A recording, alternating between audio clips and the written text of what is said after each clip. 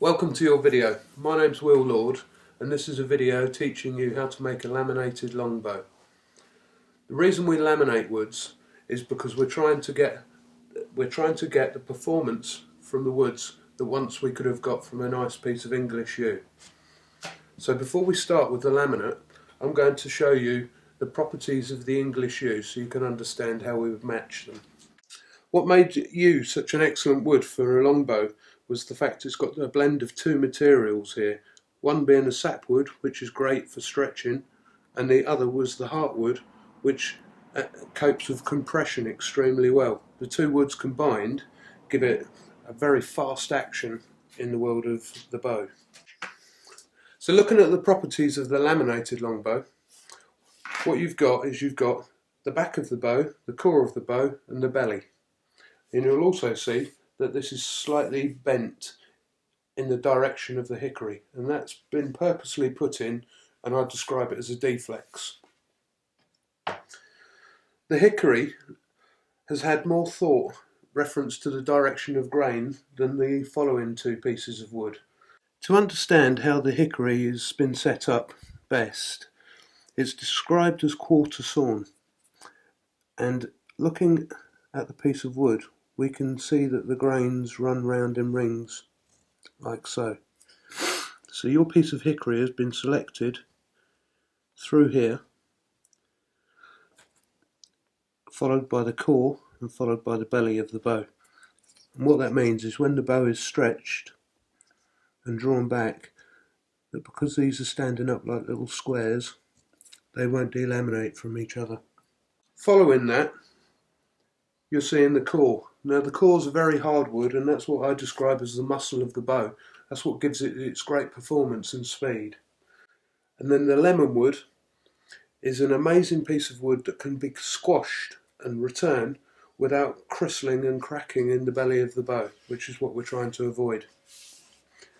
So what we need to do is look at how to mark this out so that then we can cut away what's not required. To mark your bow out, firstly, let me point out that you're going to mark the bow out on the back of the bow, because we're going to pull a string through it and check that the bow stave has stayed straight in its manufacture.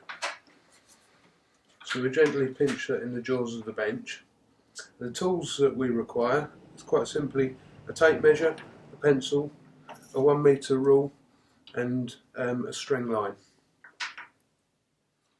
So first of all, we'll take a measurement of its length, and as you'll notice, because of the deflex, there's quite a bit of distance between the top of the tape and the bow itself, so just allow that to drop in.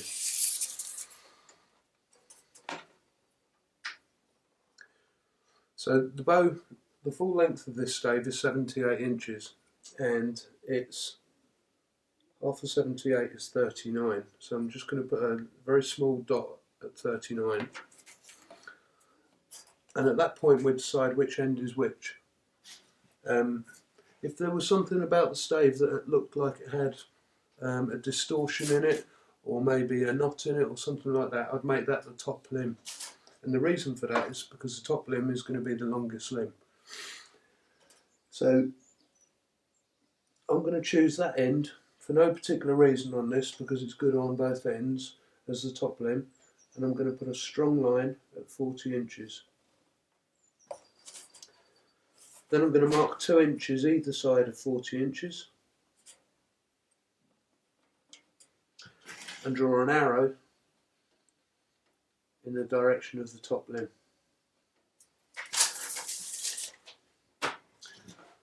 And then with the set square, we'll just run a straight line across all three.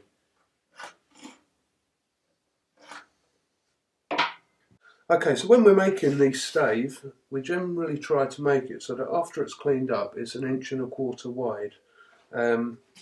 We've now got our position of our handle, we've marked the centre of that, and so now it's time to pull a string through and find out exactly where the centre line is in through the stave itself. Okay, it can be a little awkward starting a string off around the bow on your own, but that is an obvious centre point, so now we'll draw that down. and then bring a string down and lay it over the obvious centre of the opposite end. When you look through your string, close one eye, and that will give you a perfect line of sight through the bow, and that's all good. So if you open both, you'll notice that the string jumps over to one side of the bow, so that's why that's important. Okay, that's all good. And now what we need to do is we need to mark out the width of the tip. And the width of the tip of the bow is going to depend on the poundage of the bow that you're making. And also it's a bow user's choice as to how thick and broad they make the end of the bows. This bow here is going to be about a 50-pound bow, and so I'm using a little tab which I've measured at 14mm. And now we place our tab under the string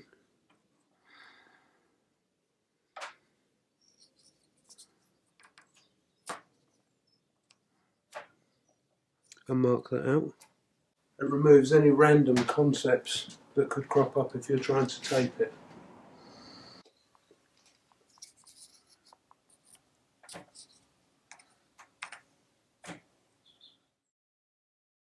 When you go to mark out the lines on the side of the bow, make sure your pencil's nice and sharp so you can draw a crisp line, because you're going to have to follow that with whatever style of saw that you choose to use to cut it off. And quite simply, give yourself a strong straight line to follow.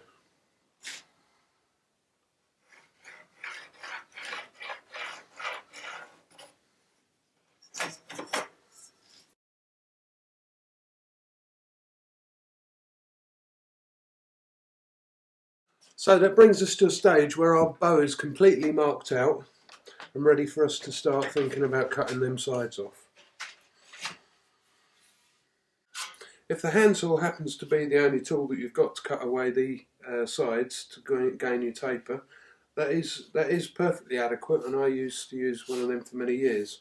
But I moved on to a bandsaw, which gives me an absolute perfect cut, and seems to be my favourite tool of choice these days.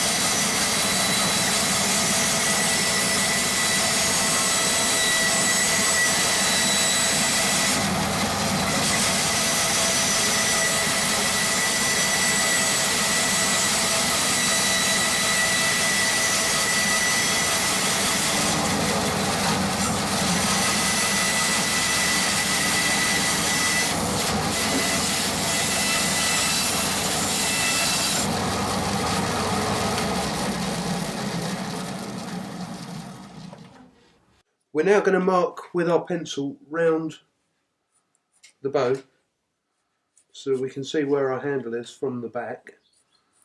It's worth noting at this point that you can see the change in the colour of the purple heart where the new surface hasn't had time to oxidise yet. So give that a couple of days and that will rebound to that colour.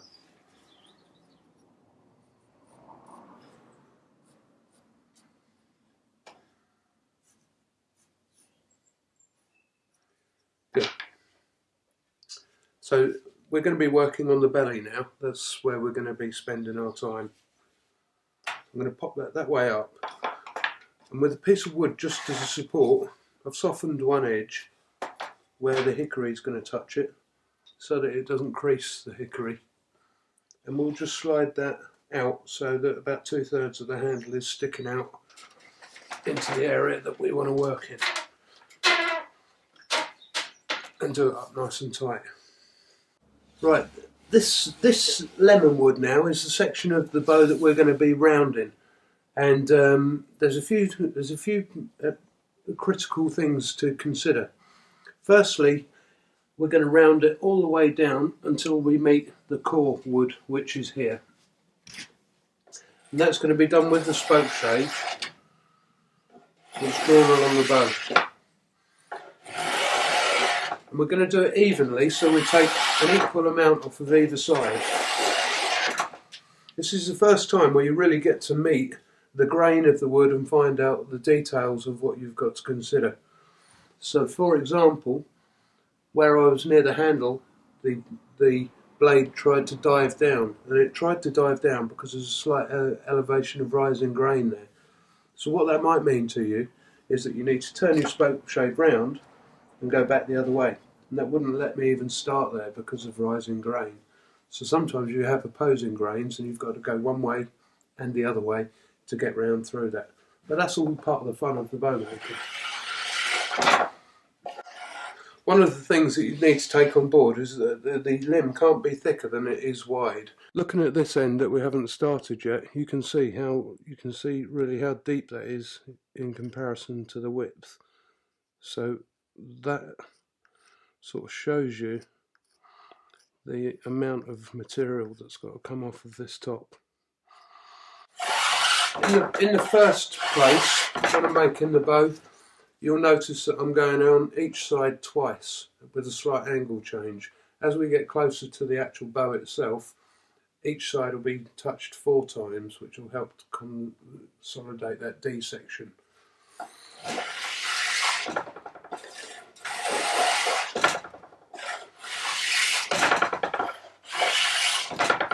You don't need to put a lot of pressure on, you just need to pull this tool calmly through. People use these in different ways. One of the ways you can do it is you can put the hand on one hand centrally on top, supporting the bow from the underside, or you can literally put 2 hands on and roll through.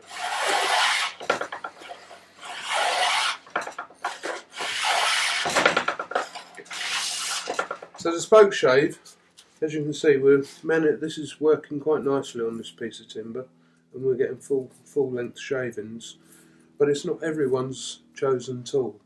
Quite often in bow making we use something called a surf form, right, which is like a cheese grater, and that is used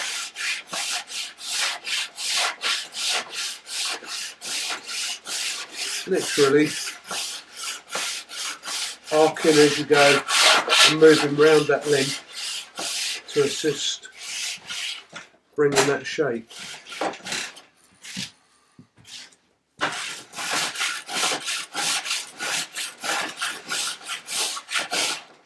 What is useful about this is using it in tandem with this, because there'll be certain times where you dig too deeply and you'll have little hills and troughs that you don't want, and trying to cancel them out is quite difficult to do. So what this will do is it will glide across the top of them and take the tops off of all the hills. So there's quite a nice backup tool to the spoke shave. One other important thing is that when we're standing up here and we're working, we think it looks like we're doing a great job, but the parallels of it aren't quite like that. The best way to deal with it is look down it like the barrel of a gun, and then you can actually see you've got a bird's eye view right the way down through the limb. So periodically either drop down or pick the bow up and have a look through it.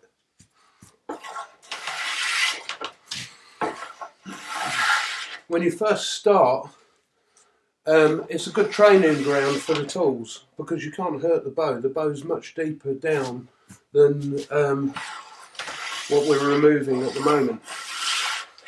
So this is the time to gain the confidence with the tool and get to know the timber that you're cutting before you get too close to the actual bow itself.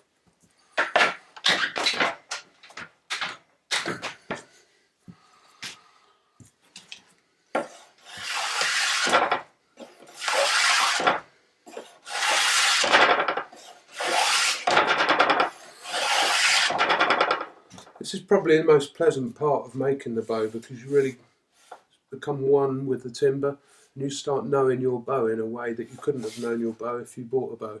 You know, you get to know the way the grains move around, you feel the creaminess of the wood, and that's kind of special as well. So just, you know, keep breathing, enjoy it and have fun with this part.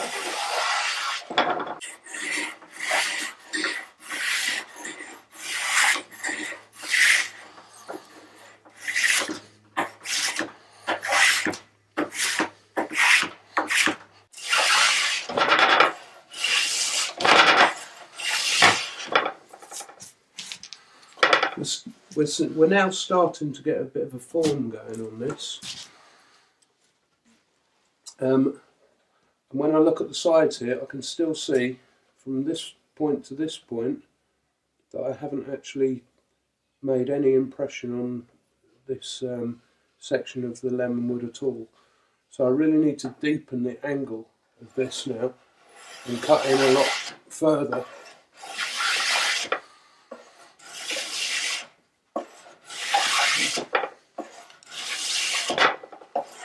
And start increasing the shape of the depth of that belly.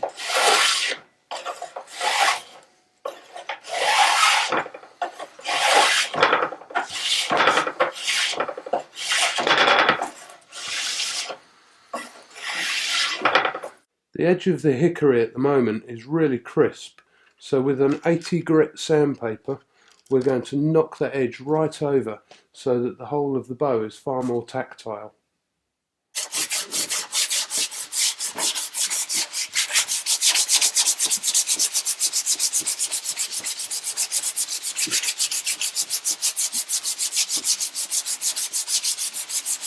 It doesn't take long, and that will put a serious impression on that and soften the edge right over. The bow is far nicer to hold once you've done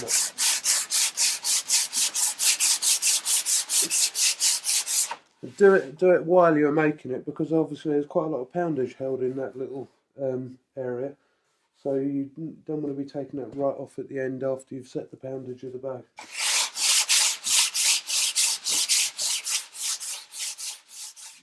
Now that we've rounded the belly of the bow and we've softened the edges of the hickory, we're ready to start thinking about forming some tips to go onto the end of the bow, or the nocks as they're described.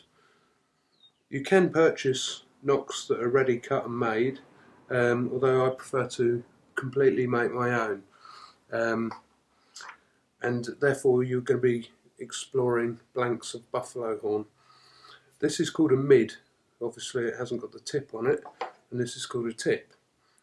Both of them are quite suitable, but what you need to explore is whether there's any almost like ring shake in the ends, because that can all start falling apart on the end of the bow.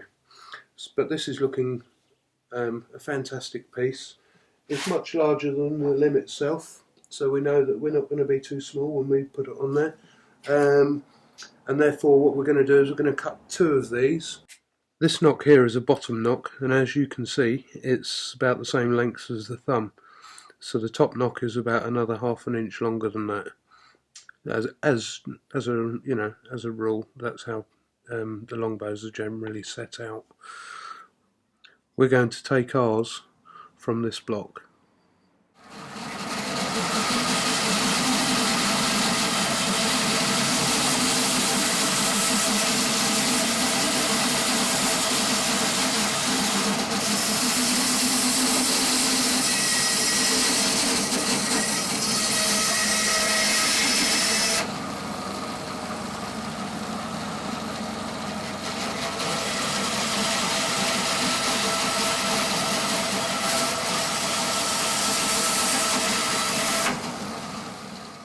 To drill down into the end of the buffalo horn, we're going to use this frightening looking piece of equipment. This is a step cutter, and that's what we're going to use to cut down into the end of this buffalo horn. We're probably going to go down to this stage, which is about the same width as the end of the bow itself.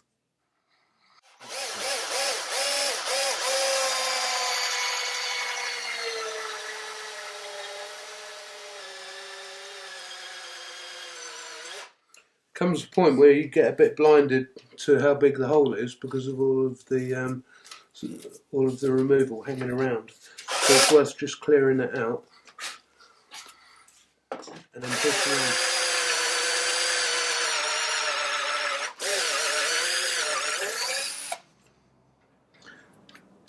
We know that the end of the bow is 14mm wide, and I've currently got this down to about 12mm. So I'm just going to push it on another millimetre in width, and then that will be perfect for rebaiting into place.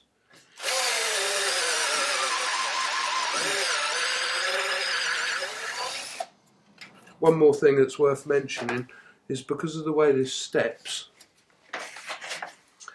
it leaves an excellent rebaited tapered hole in there, so that's going to give us lots of grip as we set that down onto the end of the bow.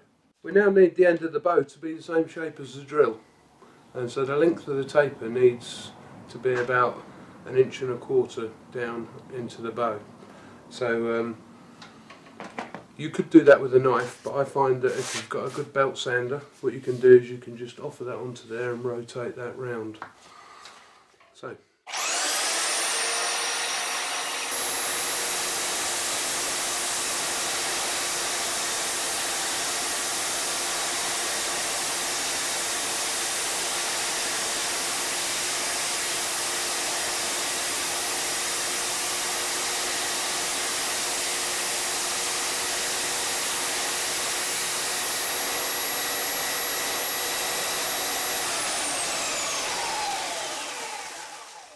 Right, so the end of the bow now is shaped to fit the cone.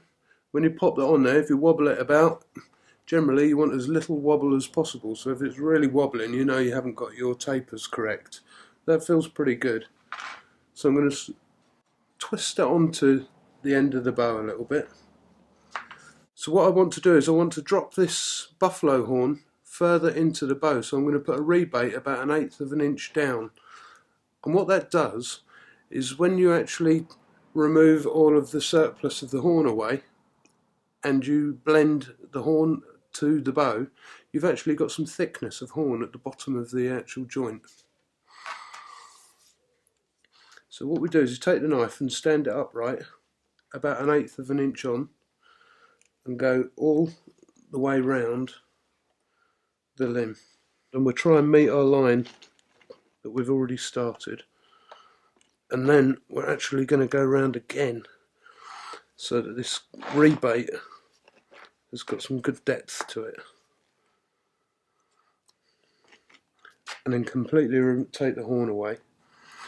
And now if you put your thumbs together and make sure the blade is level with the line of the cut, what you can do is you can walk round a removal down to the base of that ledge, all of the way round.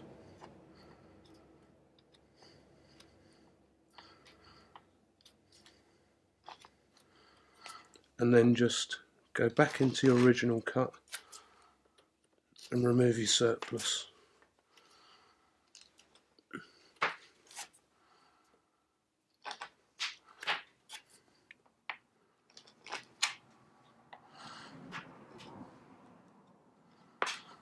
The important thing about this is leaving yourself with a very clean square edge, because if it's raggy, then when you try and fit your buffalo horn to it, you're going to have a raggy looking finish, and it's not really going to please your eye.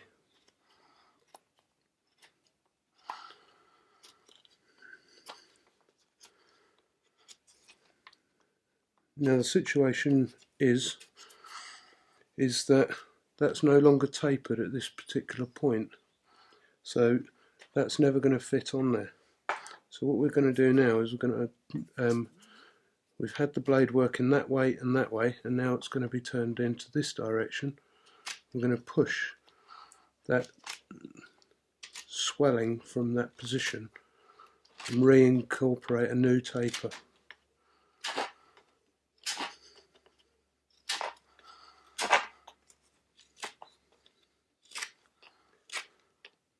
When you do this, you can really feel the 3 different woods that you're working with, because they'll all have different resistances to the knife.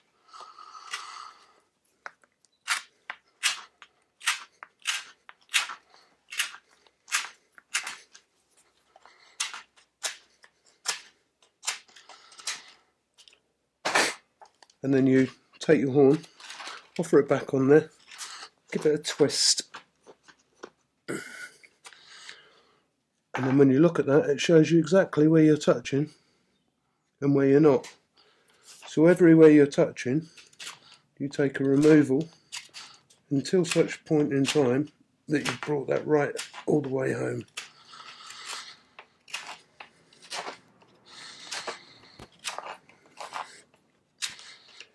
Just being really careful to continue this out so your taper is maintained. That's now coming closer to home. And what we're looking for is we're looking for a situation where that gap has been completely closed. And that's spot on. That's a nice fit on there. It doesn't wobble about on there, so we can glue that down. And when it's all glued on and the glue is set, then we can remove everything we don't want and style our knock. So gluing knocks on, my trusted glue is Aridite. It does do what it says on the packet, and it will hold the knock in place well for you. So just squeeze a little bit out. You don't need an awful lot for a knock. Most of what you put in is going to be forced back out if you've done a good job. And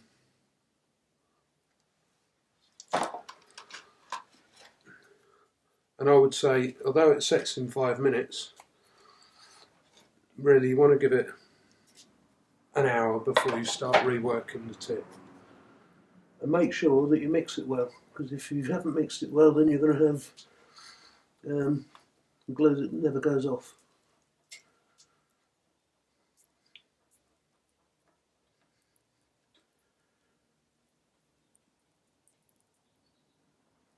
A good 30 seconds of mixing. Right. So literally take it and pop it into the lid of the knock, and as you push that on there now, you may hear it popping and cracking as the air is forced out. And I like just to get a bit of tape and to pull that down onto there, because as the glue goes off, if there is any air particles left in there, as the glue goes off, it will heat up and it will start ejecting the tip. So now that's reinforced, that's not going anywhere. And now the bow just needs leaving alone to set.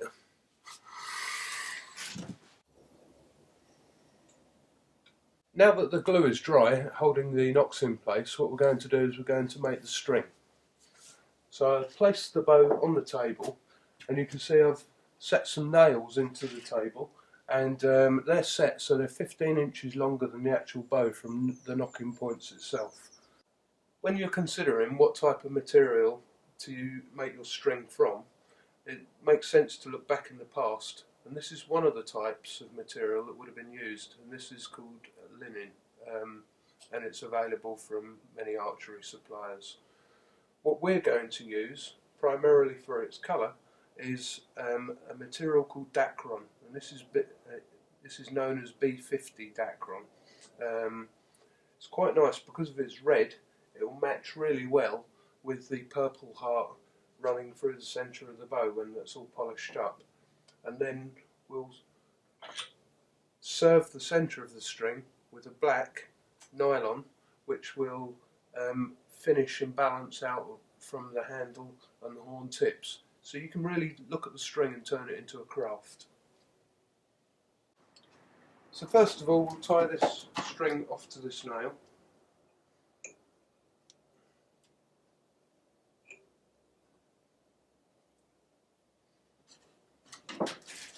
And now using the fingers as two breaks inside the spool to gain the tension we're looking for, we will begin to build up our strands.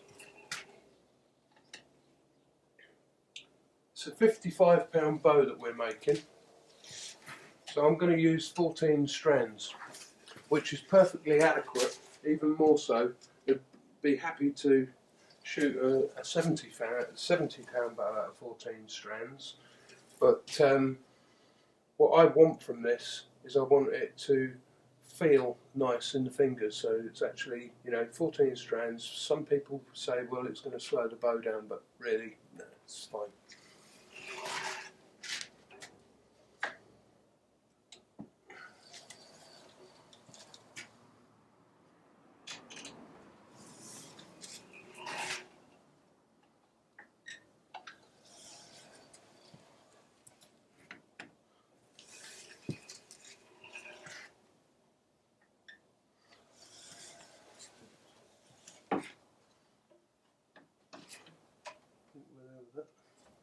The other thing that is worth paying attention to is I went round the outside of the nails rather than zigzagging and figure eighting between them. And what that's done is it's left me with two independent lanes, so that I can actually pick them up as two individual strings. And with some beeswax now, what I'm going to do is I'm just going to add more wax onto this already waxed string, and that will really hold its body together. And then if you find that you're leaving any little lumps of wax behind, you can literally run through the string with your fingers.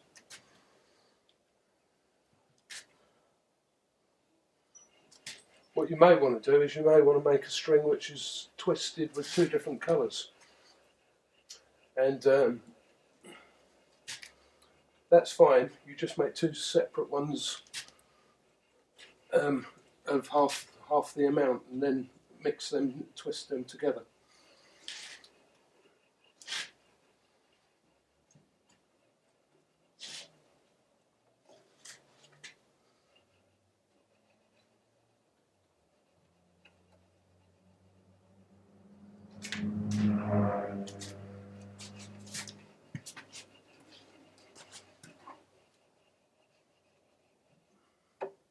Okay, so we've now got two nicely waxed separate strands, so it's time to cut them free from the two nails and go on to the next process. So simply cut through that one, lift this one off the nail and cut through that one. So now we have our two strands. What we're going to do is we're going to create the loop on the end of the string. This is probably the most complex part of the string, so this is how it's created. First of all, we need to come about 8 inches down from the two ends, pinch them together in the right hand, and then this left hand comes in between them, and with the string that's closest to me I roll the string towards me and then carry it over the one behind and let go. So it's 4 stages. You come in between, roll towards you, carry it over, throw away, and then the sequence starts again. We'll take that down until we get 4 inches away from the end of the string, and then we'll bend it over, and that will be the loop, and we'll braid that back into the direction of where we've come from. Okay, so repeating the process now, and there's one little bit of articulation that I want to make clear. Once you've spun that one and it locks, if you keep turning it, what you'll do is you'll start coupling the string, which we don't want to do, so it's just finishing it to a tight lock. These two fingers are then in pole position for picking up that strand, and as you rotate that, if you stretch them apart from each other, what you'll find is that you get a much tighter string. So I'll show you how to do it in a bad way as well as a good way. If we just push that over, what you'll do is you'll end up with the string which will come undone. You must carry that round and give tension into that joint. Once you've trained your hands to do this, you'll find that you can make strings quite easily without even looking at what you're doing, because your hands will memorise the process.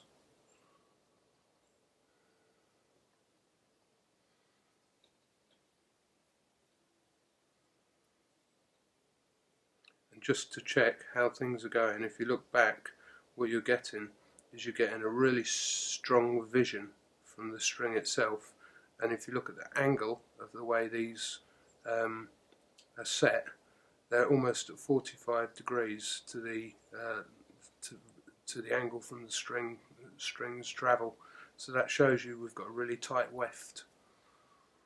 Okay, so now you can see the twisted section with the 4 inches available at the ends, and what we're going to do is we're going to bend that round to create that physical loop, and then nip this section where they join,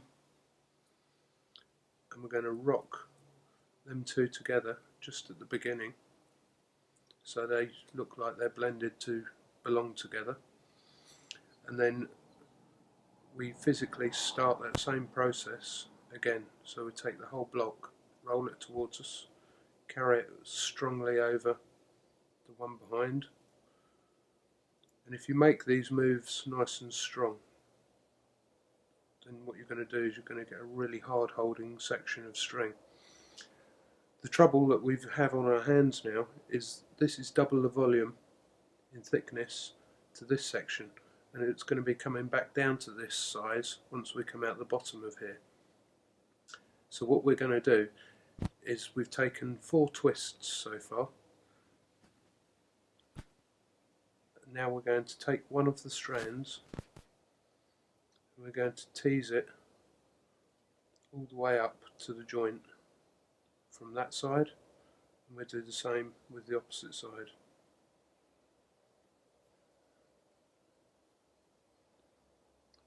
They can be a little bit challenging to get up to the top sometimes, and it's a little fiddly, but it's worth paying the attention to it to get them right home. So then just carry them in the hand and continue to roll. We'll do that every 3 twists now. So for every 3 twists we'll extract one from each side, and that will mean that the string comes down in volume in a graduated way. So you can see that what's required is to sort of track them home. And as you're going, the rest of the string will become twisted as you keep turning it, so periodically you just need to untwist what's happening down towards the floor.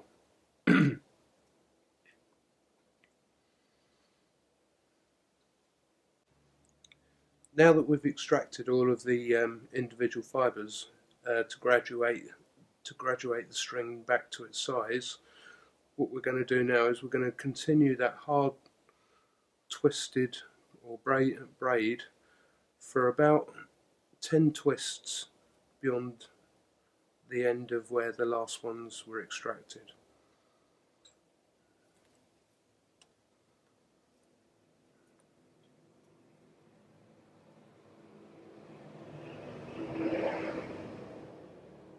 So now we'll offer it over the nail, put our elbow down on the cord to keep it all taut, and then what we're going to do is just trim off all of these little bits that we let out.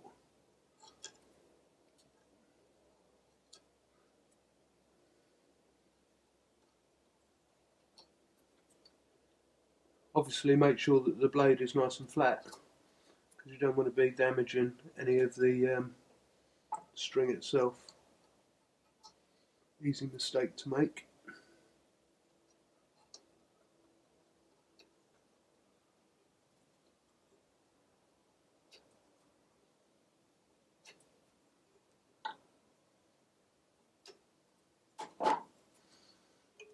So now we have a nicely braided eyelet, tapering gently down to what's going to be the rest of the string.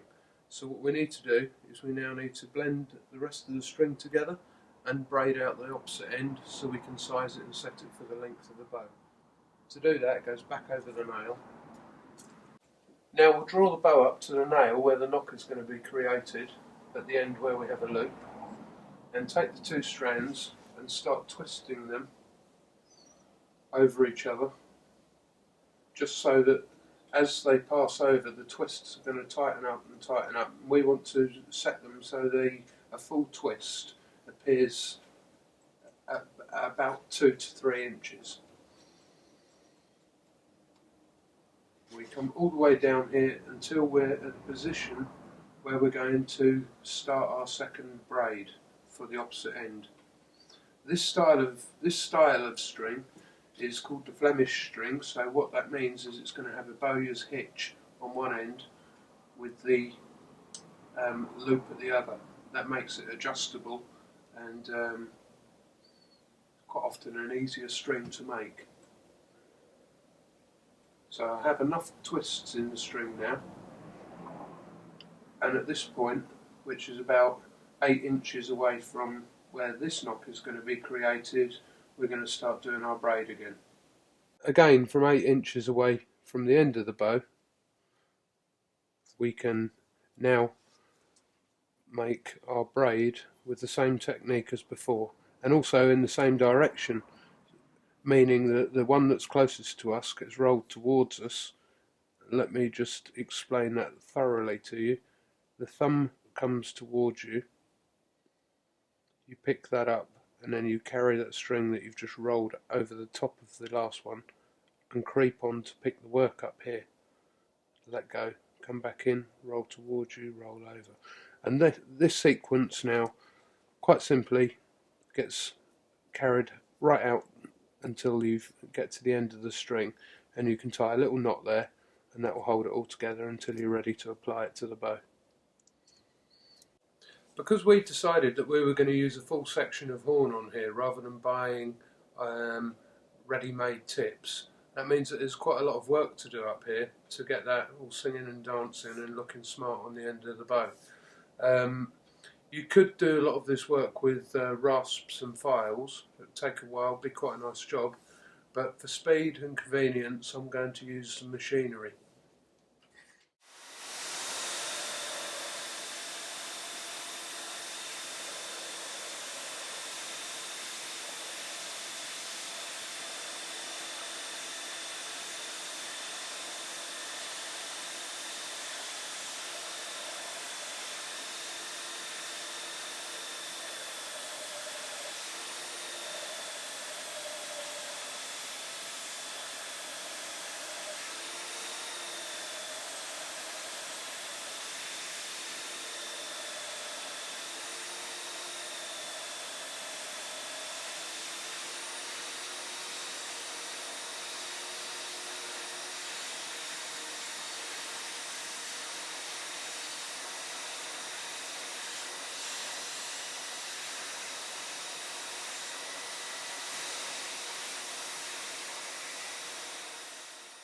So we're lifting out this glue with the knife now, so it's safe to put our barrel sander into this environment without heating it all up and spitting it in our face. To taper the horn into the bow, I'm going to use a barrel sander on attachment on a Dremel. It's always wise to pop a pair of glasses on because you're going to be nice and close up to the work. And secondly, I find that if you're here, you can wander around and scuff the bow up. So what I do as an alternative to that is turn that like a pen and anchor your fingers onto the end of the piece of horn so that you can come around there nicely.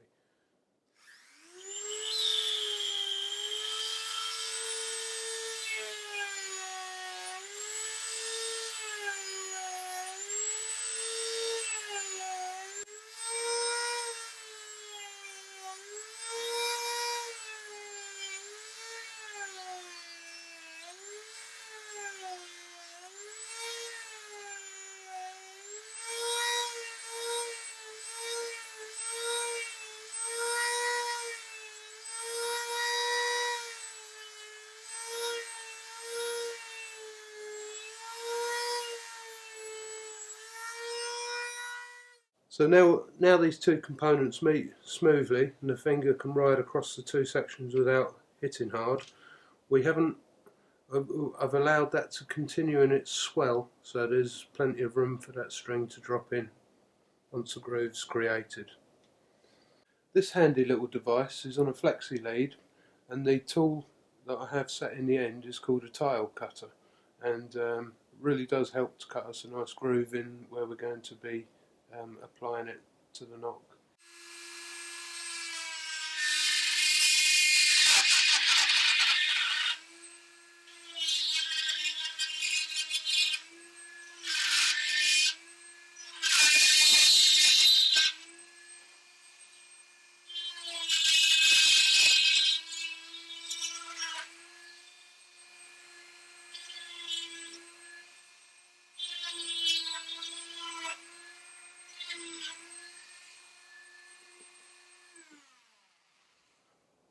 What's really important is that there's a soft transition between the end of the knock and where the string is going to be released, because if you've got anything sharp like the shoulder I've left on this far side, that will cut through your string in no time at all. So you need to think about how the string leaves that knock point.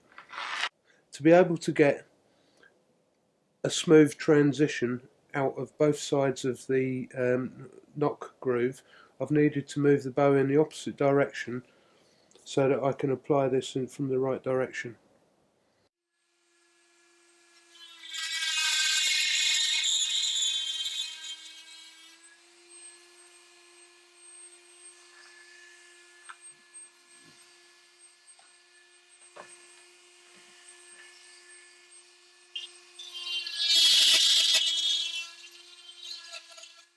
So now you can see that we've cut down deep enough for the full string to drop in all the way round, and the string will be able to leave gently as it passages out towards in the direction of the bow itself, without having any strong cut points on these lower edges.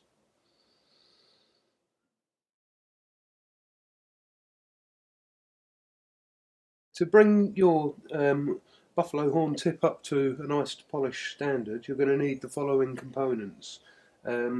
Start off with 100 grit sandpaper, followed by 180, then quadruple zero wire wool, and then with the added benefit of T-Cut Original. I find that this gives us a really glassy polish if that's what we want. Sometimes people prefer it matte, and it can be quite fun as well because the horn can start delivering its own natural features rather than it just being jet black. At the time you do add the T-Cut, it makes sense to defend the actual piece of wood itself with some insulation tape so that you don't stain the wood with the T-Cut itself.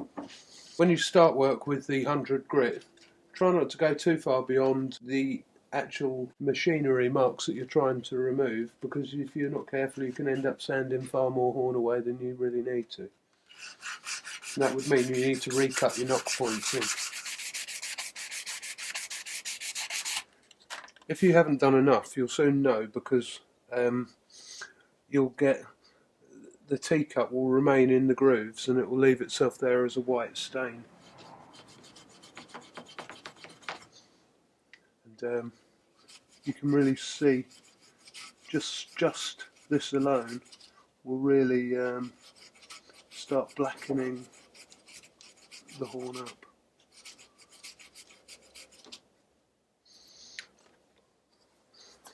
The important thing about the T-Cut is that you keep the area wet in T-Cut as you work, because if you allow it to go dry, you'll start reversing the power of the T-Cut.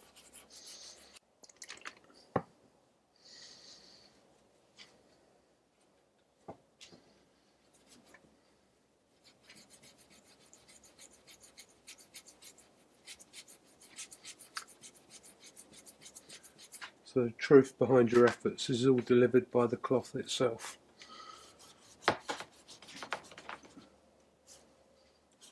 As you can see, we have a bit of a matte buff on there.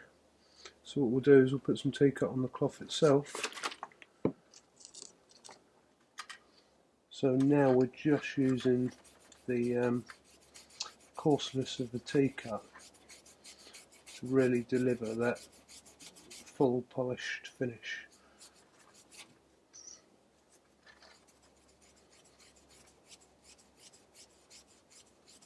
So as you can see, just a small amount of effort is bringing us up to an outstanding finish to the end of the bow. We're now ready to consider the handle, but prior to wrapping it in leather, what I'm going to explain is the form and the way the handle feels when it's round the actual bow itself. And currently it feels very sharp edged at the front and kind of hollow in the fingers. So to alleviate that problem, we're going to take a slither of wood about 6mm in thickness, and we're going to chamfer the edges off so that it smoothly follows the contour of the shape of where the handle is going to fill. And we do that at the ends and from the sides, so it ends up being a bit like a reed for a saxophone, so that the hand really enjoys being around that section of bow. So that's the first thing we'll create.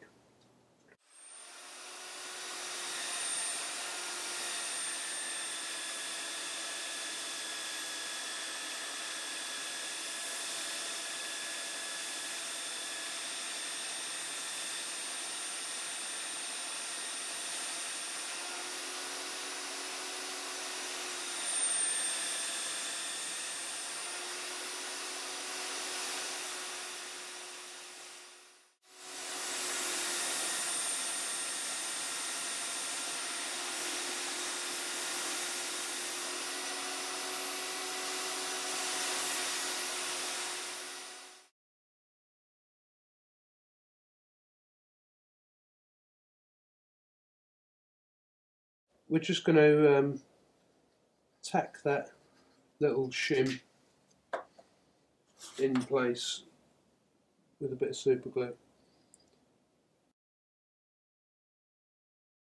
So from the range of skills we've gone through so far, we've now come to the point where we're going to create the handle, and you're going to be required for a few upholstery skills to make a good job of it. It's always nice to be able to finish the bow with a really nice handle, because it really carries the bow and makes you feel good about what you've got. So the first thing we need to do is we need to consider the leather. What you'll often find is that the leather will stretch in one direction better than it stretches in the other. So I'm trying to establish here which direction is which.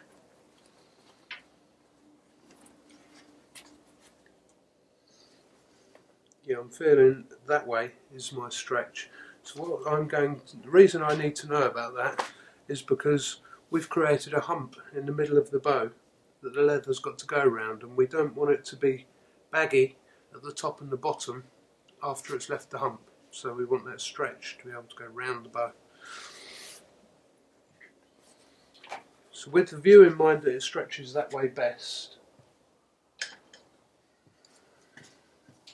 it therefore means that I want the leather that way up when I place it on the bow. So currently we don't know how far round the bow the leather needs to be, but what we do know is we want the leather to be 4 inches in length through the handle section. That's 4 inches good there.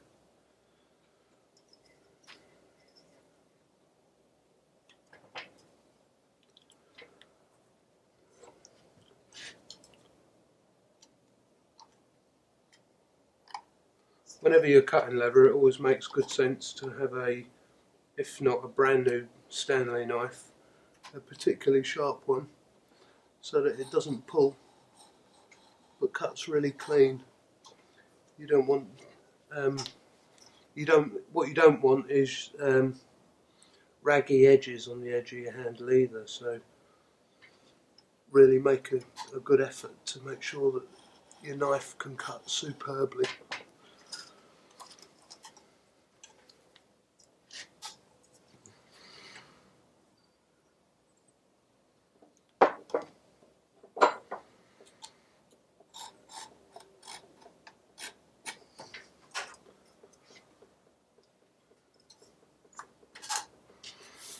Right, now what we need is we need our bow. And we're going to come to the bottom of the hump of the shim that we've placed, roll that round, not stretching it but keeping it flush to the actual material,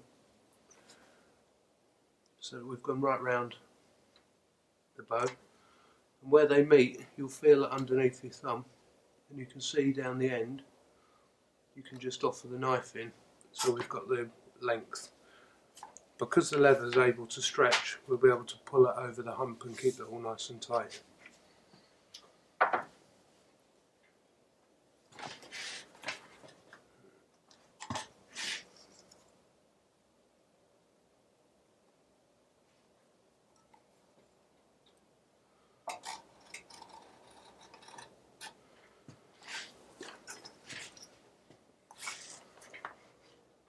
So that's a nice smoky red little bit of leather, and then we'll finish that with black rings at either end, and that should really look nice, particularly with a black stitch running through it too. So next thing is we're going to be wanting to stitch through this, and I find that if you've got whatever needles you're using, you're best off with leather if you actually give yourself a preform for the holes to go through. So just double check my directions. I'm going to come in at about 2/8 of an inch from the edge, both edges, and start preforming these holes.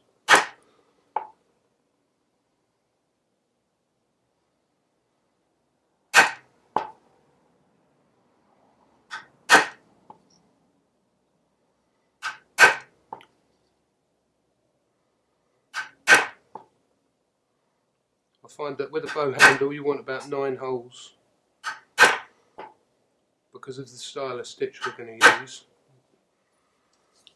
to make it look really nice.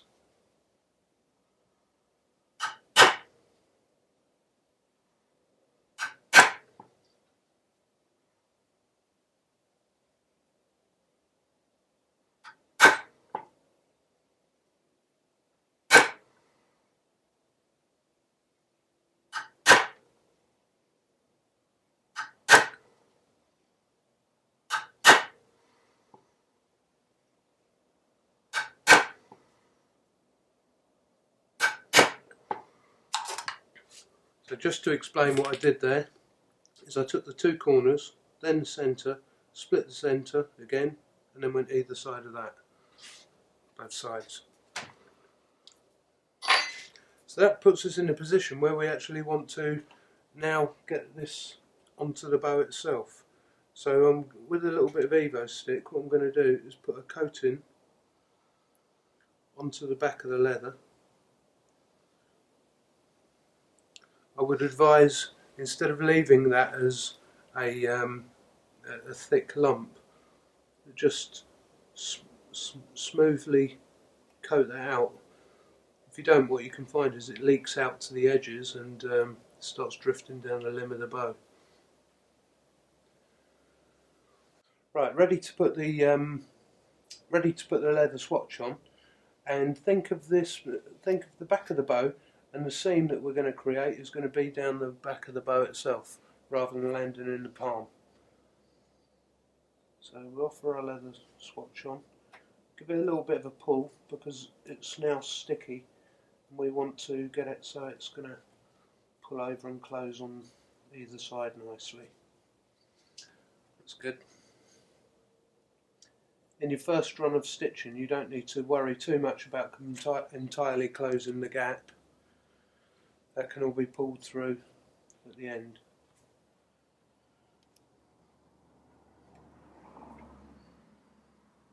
So this particular stitch that I'm going to show you is going to give you crosses that connect that look quite tasteful on the bow. In the first place I do a complete round so that you've just locked across the top, and then as you lead off, you go across and straight through from underneath.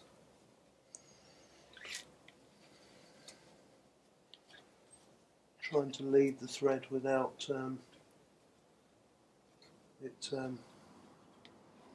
becoming complicated en route.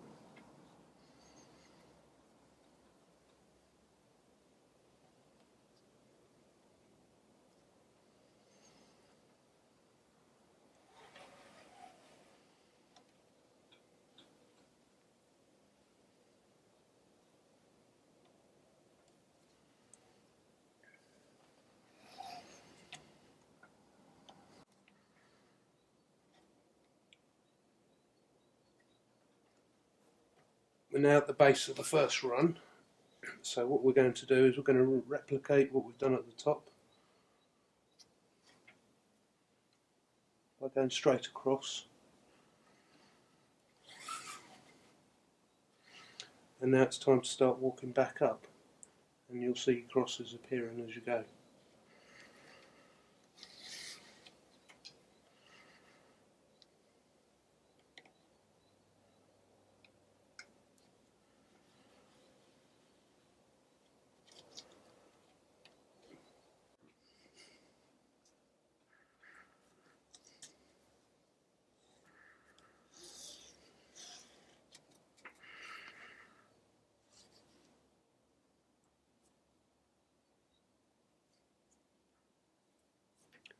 Try not to catch your stitching as you go through that you've already done, otherwise you can compromise the possibilities of being able to tighten it up if you need to when you actually get to the end.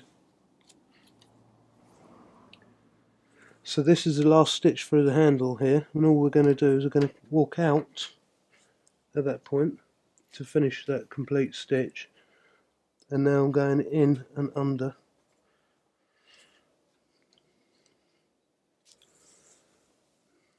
to chase this lane to basically finish it.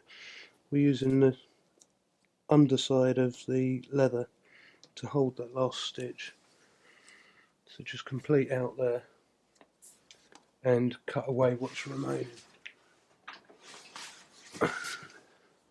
and just cut away what's remaining.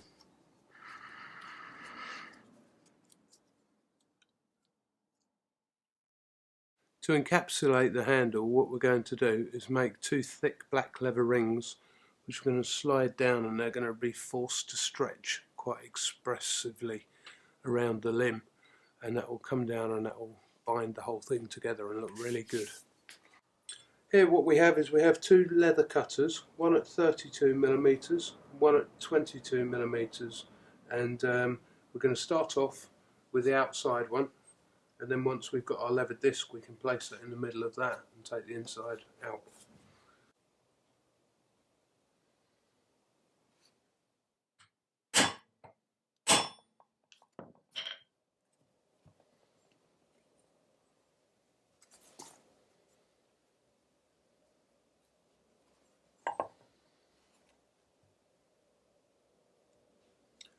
Make sure that it's really nicely centred so that it's not thicker on one side.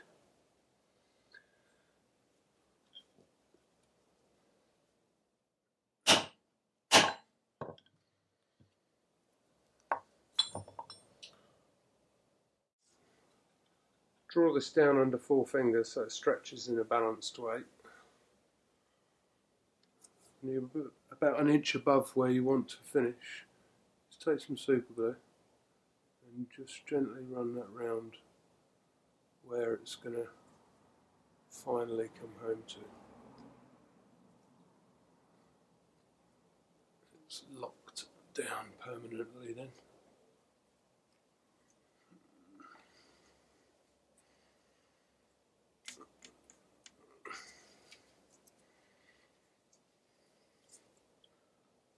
Now it's home, what I do is use the edge of the fingernail just to walk around the top of that leather, give it, taking any fluff and ill-seating sections off, and then press around the edge and you'll feel that the two leathers will become balanced together. It's good. And same with the other end. So there we are. We've encapsulated the smoky red leather within black rings, really finishing that handle off and complementing all the work that we've put into the bow. So now what we need to do is get the string on this and check its till and consider how to get the best performance out of it. Now the majority of the work has been done, we've got the tips on the handle and all shaped.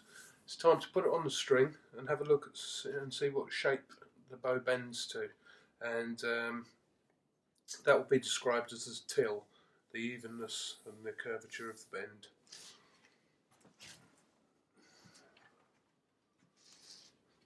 For the first time when you put the string onto the bow, pull it down the top limb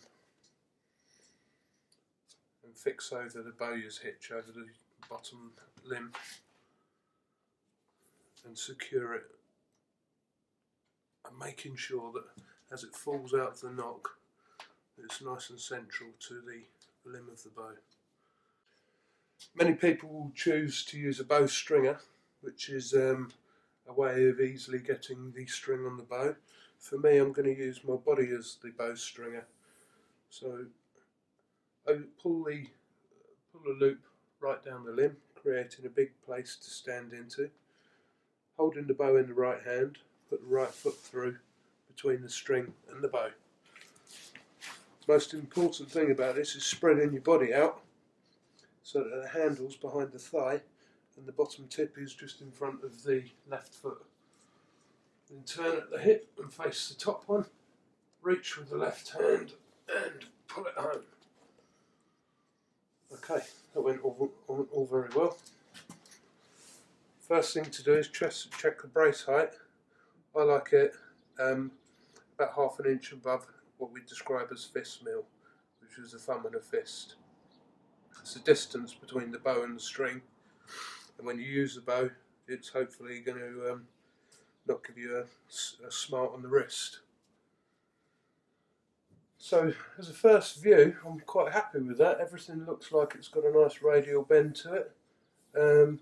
We can't entirely tell that it's up and that that's all good until we draw it into a full draw. As we actually draw this down and open it up, the angle between the string and the top of the limb is going to expand.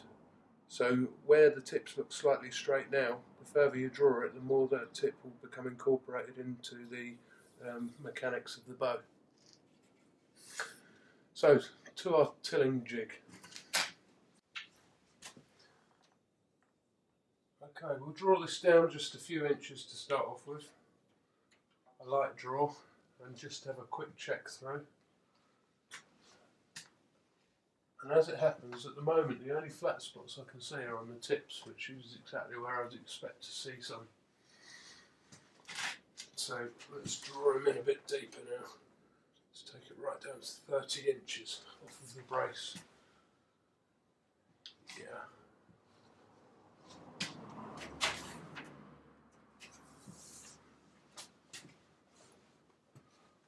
So this is an average depth of draw for most people, about 30 to 32 inches, and it's looking quite good. If we'd have had a flat spot here, for example, we'd have had to take a little bit more off of the belly. And you have to be careful about taking flat spots, because when the bows are brand new, you're bending them to a point where the memory needs to be shifted and calibrated. And it can take one or two bows to get used to what's happening in that little moment. A little bit of alchemy there, if anywhere was, with making bows. So that's about as long as I want to hold that at full draw. So we'll let that relax. One of the other things we could do at this point in time is we could check out and find exactly what poundage we've got on the bow. So we'll draw this down. We were after a 50-pound longbow at 30 inches. Let's see what we've got.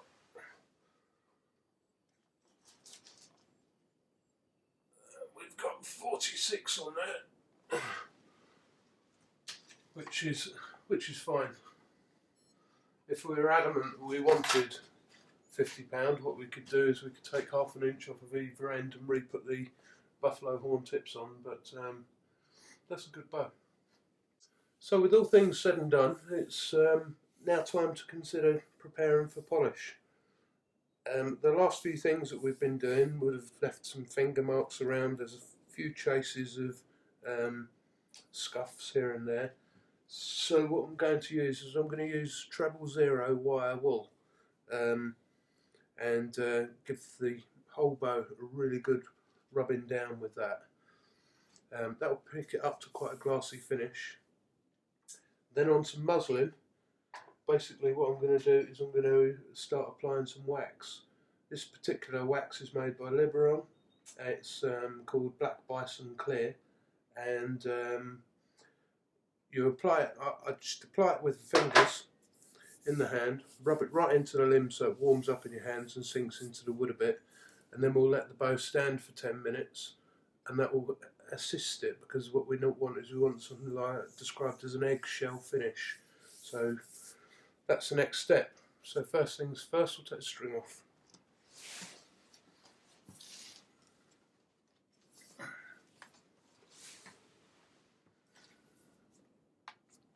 When you're taking the string off, you need to be as quite thorough with the way that you move your feet about. Otherwise you could fall over in the bow and snap it, would be the worst case, or you start leaving dirty feet marks all over the limb. And just hang the string up somewhere so it's not picking up loads of dust off the floor.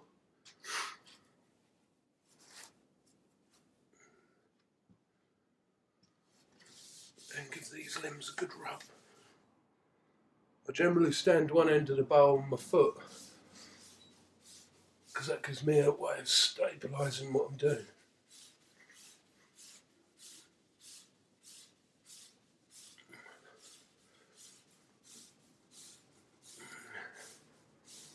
It's always a great moment when you're actually about to apply the wax, because it's the first time that you really see the wood for for its true beauty. This is a nice dark orange wax that we've got here. So instantly, as you can see, the woods start bouncing out towards us and showing their true colours.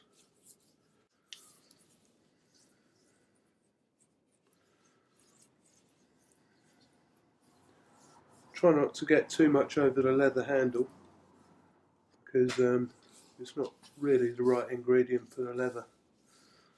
It doesn't matter too much, but if you're careful, you don't have to get too much on there. Okay, so we're just going to wipe off any wax that I've got on around the edge of the handle, and that can be stood to rest now for 10 minutes. I like using clear muslin without any dyes in it, because sometimes the turpentine in the wax can pull the colour out of the cloth and leave it on your bow. So do be a bit careful about what rag you decide to polish your bow with, but this doesn't leave anything behind, so it's nice. And now you'll find that when you apply this, it'll have a bit of a pull to it to start off with, and it'll also clot the rag. So instead of just pushing that up and down, what we're going to do is change the face now and use a second face on here to give that a really good finish.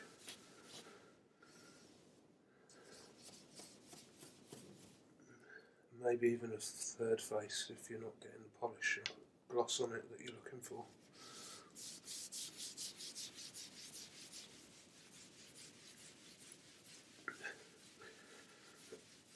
And that's coming up lovely. We're about to serve the string now, and string I'm using is a nylon thread, and basically it's the ability to wind a thread round our string for the period of the string that we want, and that will defend the thread itself and bulk it up a little bit so that the arrow click fits into the actual string itself. Generally, from the bottom of the handle to the tip of the thumb is about the period that you're going to serve this for.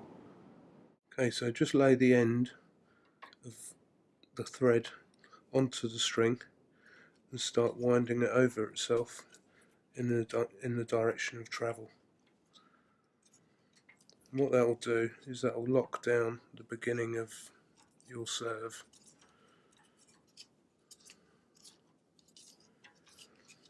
And so hand wind that on for 1 centimetre.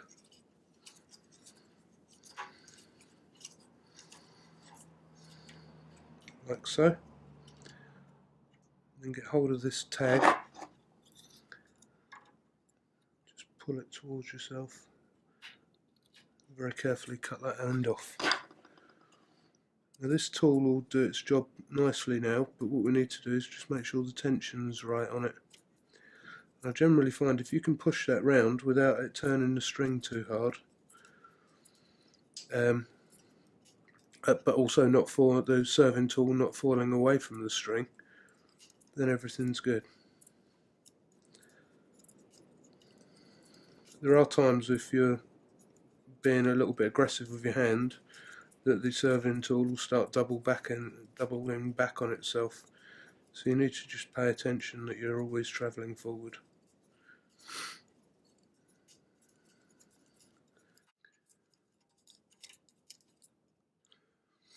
Okay, so we're about 1 centimetre off of the end now, so what I'm going to do is I'm going to loosen the draw by turning the wing nut back slightly. Then I have a spare piece of thread which is about 12 inches long. I'm going to lay that with its loop again in the same direction as the travel, and then I'm going to allow this serving tool to go over the top of that too.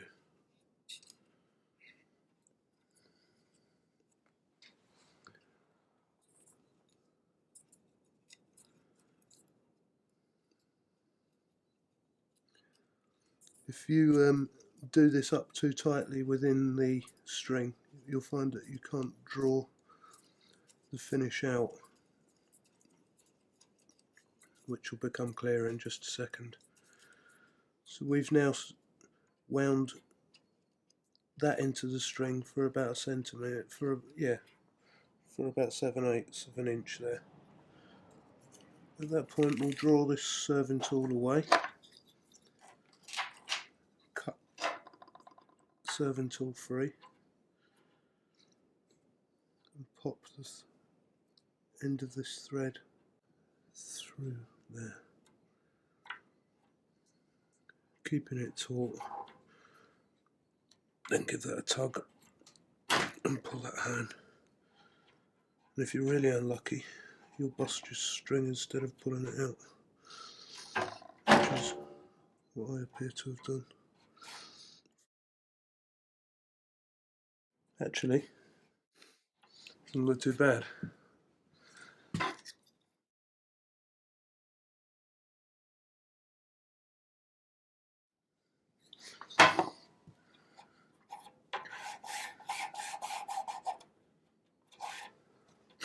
Normally when you do that, you can see the thread coming clearly out through here, but I perhaps had that slightly too tight, and so didn't work perfectly. However, it has sealed that in and it looks good to go. So we now know we're going to put a little what is described as a knocking bead here, and that's where you're going to put your arrow up to, so that you're always drawing your arrow off the same point on the string each time. Just applying an arrow to the string now, and letting gravity take the arrow. That's going to be a dead certain square off of there, and we can see how that's going to pass the handle.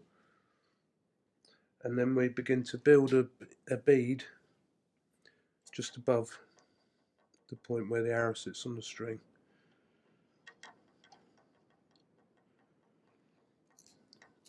When I do this, I like to work with the colour scheme of everything else that's been going on the bow.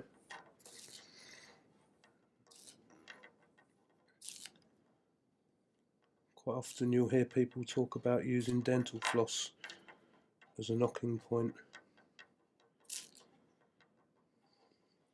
I like to do these so I build them up into an actual physical ball that you can hold between the fingers, and they certainly don't do the string a disservice.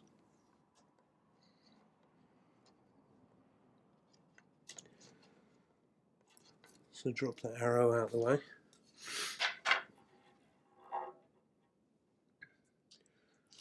And just to lock that down permanently, we'll put some super glue onto this bead, which won't get through it to the actual string, but it will turn this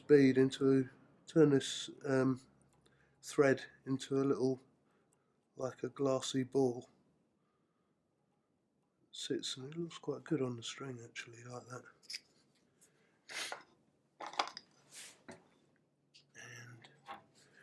And then you can cut away your tags, just being very careful you don't cut into your string at this point.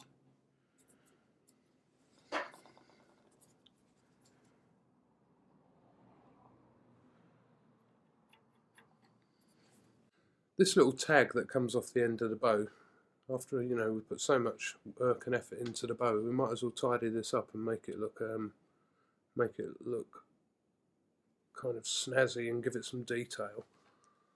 So what I'd like to do is, in the first place, just serve the very end. It's a little bit tricky because we can't get that serving tool on here.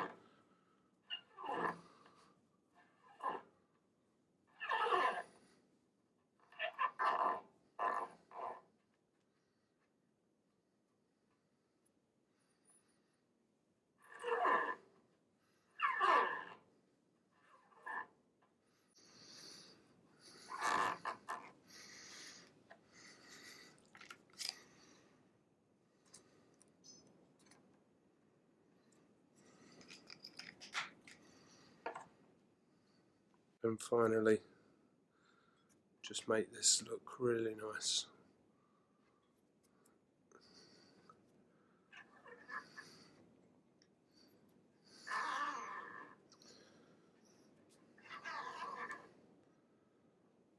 What will make you feel really good about your longbow is if, as with anything you make, your eyes will either land on the things that you've done badly and you'll be disappointed.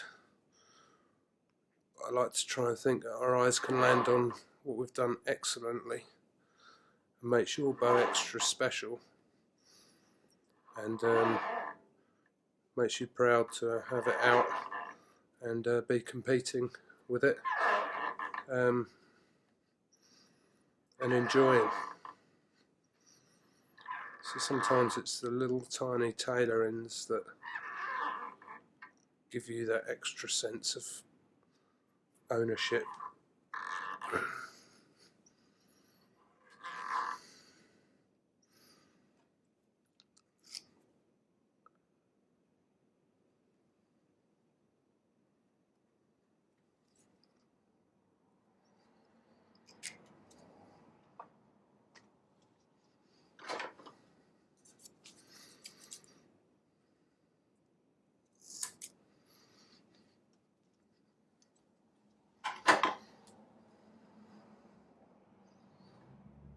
Now the end looks really tidy up there.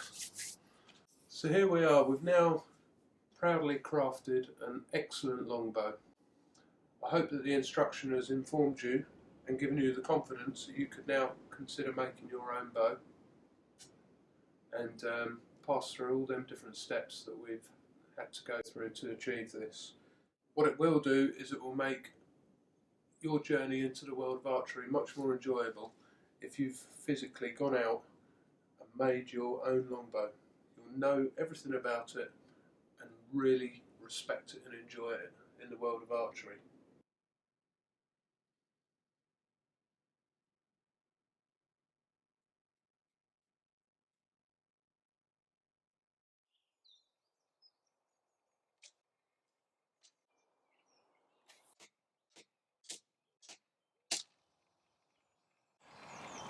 I'm Will Lord. I hope you enjoyed your DVD. Thanks for watching. Don't be a stranger.